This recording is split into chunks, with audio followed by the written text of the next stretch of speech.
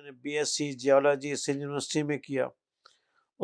اسی دوران میں نے اپنے حکمت کا کورس فاضل طب والجراحت حیدرآباد سے مکمل کیا۔ ہم لوگ اصل عربی نسل ہیں۔ سیدنا ابو بکر صدیق رضی اللہ تعالی عنہ خلیفہ اول کی اولاد میں سے ہیں۔ ان میں بھی ان کے دو بیٹے تھے، عبد الرحمن بن ابو بکر اور محمد بن ابو بکر۔ ہم محمد بن ابو بکر کی اولاد میں سے ہیں۔ ہم لوگ یوں سمجھیں کہ محمد بن قاسم سے بھی پہلے کے یہاں 7 میں سندھ میں آباد ہیں۔ ہماری ہسٹری کچھ اس طرح سے ہے۔ پھر ہم لوگ 7 میں آباد ہوئے، پھر ہمارا ایک سیکشن پارٹ میں ہے، پھر تیسرا اسٹیشن ہمارا صدیقیوں کا سی پی برہان پور میں انڈیا میں ہے۔ وہاں پہ بھی آج بھی سندھی پاڑے کے نام سے ہم لوگوں کا وجود ہے۔ سندھی پاڑے کے نام سے آج بھی وہاں پر وجود ہے، وہاں پر یہ چیزیں ہیں، موجود ہیں۔ اس کے علاوہ پھر ہم لوگ یہاں پر شہر کے اور علاقے کے قاضی القضات بھی رہے، ہمیں مختوم ٹائٹل بھی ملا، ہم لوگ یہاں کے فیصلے بھی کرتے تھے۔ ہم لوگ لٹریسی ریٹ میں ہم لوگ الحمدللہ اچھے تھے، تو ہمارے جو بڑے بزرگ تھے وہ ولی اللہ بھی تھے، جن میں مختوم بصر الدین، مختوم نصیر الدین، اور اس طرح سے جو ہے مختوم عبد الواحد سیبستانی، جن کو نعمان ثانی بھی کہا جاتا ہے ان کو، تو اس لحاظ سے ان کی بیاض واحدی جو ہے وہ ہمارے پاس موجود ہے۔ میرے پاس قلمی نسخہ ان کا موجود ہے، ان کے ہاتھ کا لکھا ہوا، اور دوسرا جو ہے قلمی نسخہ وہ مدینہ منورہ کے حرم شریف میں ان کی لائبریری میں پڑا ہوا ہے، اور مدینہ یونیورسٹی میں بیاض واحدی جو ہے وہ پڑھائی جاتی ہے۔ یہ مختوم کا ٹائٹل ہمیں دراصل مغلوں کے دور میں ملا، قاضی القضات کا بھی مغلوں کے دور میں ملا، اس سے پہلے بھی تھا۔ تو اس مخدوم کہتے ہیں اس کو ہیں جن کی خدمت کی جائے، جو تعلیم کے لحاظ سے اونچے ہوں، دینی علمی میدان میں وہ آگے ہوں، تو ان کو اعزازی یہ جو ہے ٹائٹل ملتا ہے۔ میرے پاس ان مغلوں کی چاندی کی پلیٹ کی سند آج بھی موجود ہے۔ اس چاندی کی پلیٹ میں ہمارے بزرگوں کو اس وقت کی قاضی القضات ہونے کی سند ہے، مختوم ہونے کی سند ہے، اور یہاں وہ جو جاگیریں اور زمینیں الاٹ کیا کرتے تھے وہ اعزازی طور پر ان کی وہ سند ہمارے پاس آج بھی موجود ہے الحمدللہ۔ میرا گھرانہ علمی گھرانہ رہا ہے شروع سے ہی، اور میں آپ کو مزیدار بات بتاؤں، ایک جو ہے میری والدہ اردو اسپیکنگ تھی، شی بلانگس ٹو دہلی، سمجھے، مگر جب ہم نے اپنا ہوش سنبھالا اور اپنی زندگی کی آنکھیں کھولی تو اپنی والدہ کو سندھی میں باتیں کرتے ہوئے دیکھا۔ بڑی اچھی سندھی بولتی تھی، اور سندھی اینشنس کے ساتھ اور ان کے ساتھ بولتی تھی، محسوس ہی نہیں ہوتا تھا کہ میری والدہ غیر سندھی عورت ہیں۔ کئی جملے اور محاورے میں نے اپنی والدہ سے سندھی کے وہ سنے جو میں نے باہر نہیں سنے۔ اصل میں میرے نانا ہی واز اے ڈاکٹر، جب دلی سے وہ ڈاکٹریٹ کر کے آئے تو ان کی سندھ میں پوسٹنگ ہوئی، اس مشترکہ ہندوستان میں۔ پھر وہ دینی ماحول تھا، ایک مسلمانوں کا ایک ماحول تھا، تو میرے نانا کی اور میرے دادا کی آپس میں دوستی ہوئی، پھر وہ دوستی رشتہ داری میں تبدیل ہوئی، اور یوں ہماری والدہ جو ہیں وہ ہمارے اس خاندان میں شامل ہوئی۔ بیاض واحدی میں دراصل جتنے بھی دینی مسائل ہیں، فقہی مسائل ہیں، وہ سارے کے سارے اس میں درج ہیں۔ اسی وجہ سے وہ مستند کتاب جو ہے فقہ کے حساب سے، شریعت کے حساب سے مستند کتاب مانی جاتی ہے، آج تک پڑھائی جاتی ہے۔ وہ میرے پردادا دادا میرے خود مختوم عبد الواحد سیبستانی کے ہیں، اور جن کو تقریباً 700-800 سال، اور میں اگر مبالغہ آرائی نہیں کر رہا تو 1000 سال بھی پرانے میرے پاس قلمی نسخے ہیں، میں آج بھی سیو کیے ہوئے ہوں، اور ان کو بٹر پیپر چڑھا کے اور اس طرح سے ان کو رکھ کے ان کو سیو کرتا رہتا ہوں، گائے بگائے ان کی فیمیگیشن کرتا رہتا ہوں، اور ہم کرتے ہیں کیونکہ میرے ساتھ میرا چھوٹا بھائی حکیم محمد حسان اس لائبریری کا انچارج وہ ہے، اور وہی اسے دیکھتا رہتا ہے، اسے سکھاتا رہتا ہوں، اسے بتاتا رہتا ہوں۔ تو وہ ہم لوگ اس طرح سے ان کتابوں کو محفوظ رکھتے کرتے ہیں، اور ان پوری کتابوں کو بھی ہم اسی طرح سے اپنی اولاد سے بڑھ کر عزیز رکھتے ہیں۔ ہمارے سندھ کے صوفی بزرگ تھے سچل سرمست، ان کا ایک شعر ہے، کچھ اس کا مفہوم کچھ اس طرح سے ہے کہ مذہبوں نے ہی ہمیں الجھایا ہے۔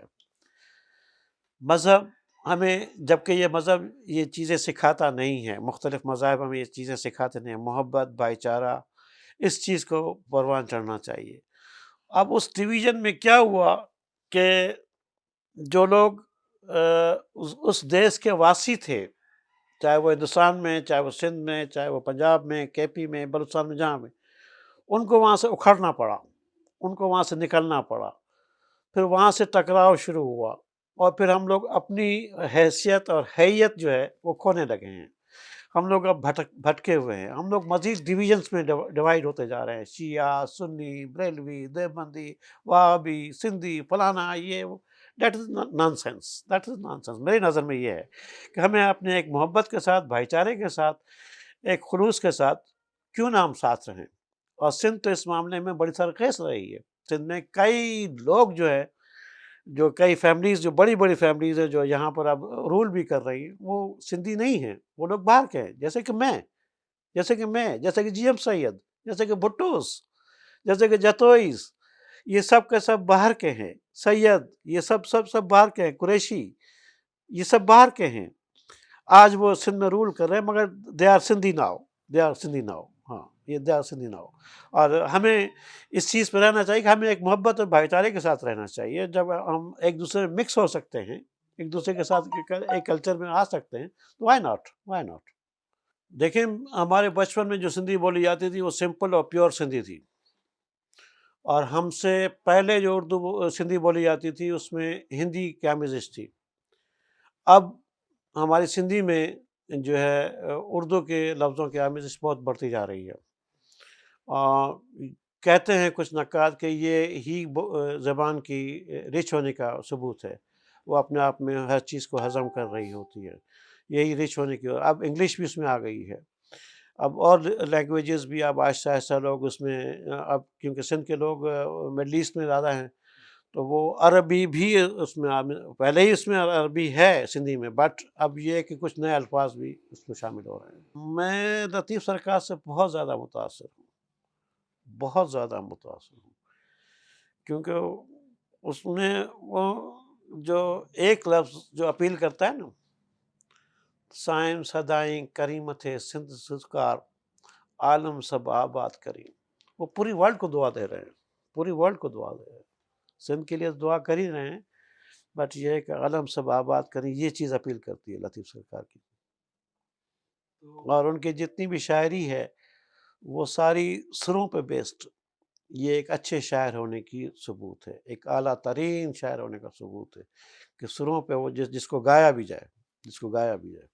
اس میں سب سے پہلی کتاب جو آئی تھی وہ تھی ذاتن انسائکلوپیڈیا اسماء الحسنہ 7 through the centuries, Qalandar Lal Shahbaz, اور اس قسم کے اب پہاکنج جی پاڑ یا پہاکنج انسائکلوپیڈیا کے نام سے آ رہا ہے۔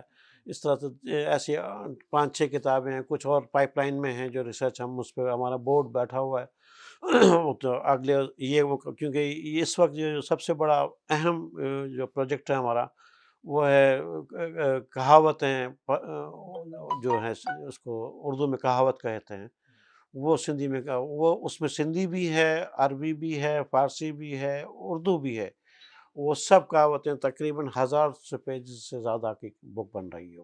اصل میں یہ خیال ایسے آیا کہ مجھے عادت ہے کہ بچپن سے اپنے بڑوں سے ہی سیکھا، ہر بات کو نٹ شیل میں بتانا چاہیے ایک کہاوت کے طور پر، وہ پھر وہ اس طرح سے یہ آیا کہ کیوں نہ ان سب کو اکٹھا کیا جائے۔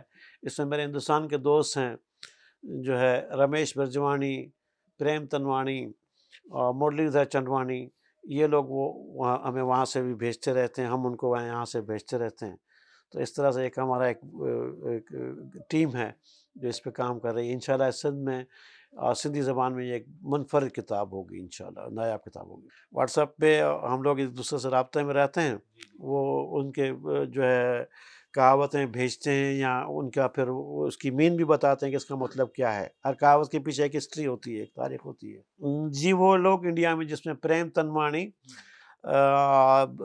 رمیش برجوانی اور مرلی دھر چندوانی، یہ وہ انڈیا میں ہیں۔ پریم جو ہے وہ شاید بہار میں ہیں، اور باقی یہ 2 جو ہیں یہ مہاراشٹر میں ہیں غالباً۔ فیس بک کے ذریعے، پھر ایک گروپ تھا سندھیوں کا واٹس ایپ پہ، وہاں پر ہم لوگ ایک دوسرے سے زیادہ قریب ہوئے۔ اصل میں بس مائگریشن ہو گئی، جو زبردستی کروائی گئی، جو بڑے بزرگوں سے ہم نے سنا۔ پھر جب فیصلہ ہو گیا، سب کچھ ہو گیا، تو وہ ہم لوگ قصوروار ہیں ان ہندوؤں کے، اعتراف ہے۔ وہ لوگ ہمیں، وہ اس پہ گئے تھے کہ ہم لوگ واپس آئیں گے، وہ اپنا وطن چھوڑنا نہیں چاہ رہے تھے، ہم لوگ واپس آئیں گے، ہماری چابیاں، ہمارے گھر، زمینیں، جائیدادیں اور ان کے کاغذات، یہ سب ہمارے، کیونکہ ہمارے بزرگ جو تھے وہ 7 کے معتبر اور امین، صادق اور امین لوگوں میں سے تھے۔ پھر جب یہ ہمارے مسلمان بھائی آئے، اصل میں ہوا یہ تھا کہ پارٹیشن میں یہ تھا کہ ہم لوگ مسلمان سب ایک ہو کے ایک اسٹینٹ ہو جائیں گے، اور سندھ ہی وہ واحد صوبہ تھا جس نے پاکستان کے لیے قرارداد جو ہے پاس کی تھی۔ پنجاب میں نہیں تھی، جبکہ پنجاب میں اکثریت جو ہے وہ سکھوں کو اور مسلمانوں کی تھی، بٹ وہاں پہ بھی جوائنٹ گورنمنٹ تھی۔ کے پی میں انہوں نے الاٹ نہیں کیا تھا، بلوچستان کا وجود ہی نہیں تھا ایک طرح سے، تو سندھ ہی وہ آیا تھا، جبکہ اقلیت میں مسلمان تھے، بٹ مسلم لیگ کی ہی حکومت تھی، مسلم لیگ ہی کی حکومت تھی، اور اس میں جی ایم سید جو تھے وہ اس کو لیڈ کر رہے تھے، اور انہوں نے پھر یہ کہا تھا کہ ہم مسلمان ہمارے پاس آئیں گے، اور اس میں شک نہیں ہے، ہندو کہیں غالب بھی تھے، کہیں ویسے بھی تھے، مگر بھائی چارہ تھا، محبت تھا، اور ہم لوگ ایک سسٹم میں رہ رہے تھے بہرحال۔ بٹ ہمیں یہ نہیں معلوم تھا کہ یہ آنے کے بعد ہم لوگ آپس میں سندھی بھی ہو جائیں گے، مہاجر بھی ہو جائیں گے، لکھنوی بھی ہو جائیں گے، یو پی بھی ہو جائیں گے، سی پی بھی ہو جائیں گے، اور یہ بھی ہو جائیں گے، اور پوری اے بی سی ڈی ہو جائیں گے۔ یہ نان سینس ہے، یہ نان سینس ہے میرے نزدیک۔ تو پھر اس میں وہ لوگ یہاں سے چلے گئے، وہ لوگ یہاں نئے پاکستانی آئے۔ میرے والد بتاتے ہیں کہ ہم لوگ اسٹیشنوں پر کھانا، سحری، افطاری، رمضان تھا تو لے جایا کرتے تھے، ان کو ٹرینوں سے اتار کے لے آیا کرتے تھے، ان کو عید کے کپڑے، عید کی نماز، اور جناب سوئیاں اور مٹھائیاں اور یہ اور وہ، اپنے گھروں میں رہنا، ان کو کئی دنوں تک، جب تک کہ ان کے ہندوؤں کو گھر کھول کے دینا، ان کے دکانیں کھول کے دینا، ان کو زمینیں کہنا کہ یہ جا کے کلیم میں لو، یہ کیا گیا، سب کچھ ہوا۔ بٹ افسوس یہ ہے کہ مجھے کوئی نفرت نہیں ہے کسی سے، قدر نہیں کی گئی، اور ہمیں لڑایا گیا۔ طرفین میں غلطی ہے، اردو بولنے والوں نے بھی یہ غلطی کی، جبکہ وہ سلجھے ہوئے تھے، پڑھے لکھے تھے، اور وہاں سے آئے تھے، یہاں کے بھی لوگ پڑھے لکھے تھے، سلجھے ہوئے تھے، محبت والوں تھے، سب کچھ تھے، بس پھر وہ انتہا پسندی ہوا پھیلتی گئی۔ ہمارے بڑوں سے، طرفین کی بات کر رہا ہوں، بڑوں سے غلطیاں ہو گئی ہیں، اس کا ازالہ ہم نے کرنا ہے۔ کیونکہ دیکھیں، بات سنیں بیٹا، ہم لوگ یہاں، وہ لوگ یہاں آئے رہے، ان کی اب قبریں یہاں بن گئی ہیں، ان کو ہم نکال نہیں سکتے، کیا ان کی قبروں سمیت لے جائیں گے ہم؟ نیور، نہیں، ایسا نہیں ہوگا۔ ہمیں یہاں رہنا ہے، ہمیں اردو بھی بولنی پڑے گی، ہمیں سندھی بھی بولنی پڑے گی، ہمیں ایک دوسرے کے ساتھ رہنا پڑے گا، ہم ایک دوسرے کے ساتھ رہ رہے ہیں۔ اور مزیدار بات یہ بھی ہے کہ ہماری رشتہ داریاں ہو چکی ہیں، اب کئی فیملیز میں ہماری رشتہ داریاں ہو چکی ہیں اور ہو رہی ہیں، اور یہی چیز ہی ہمیں پروان چڑھائے گی۔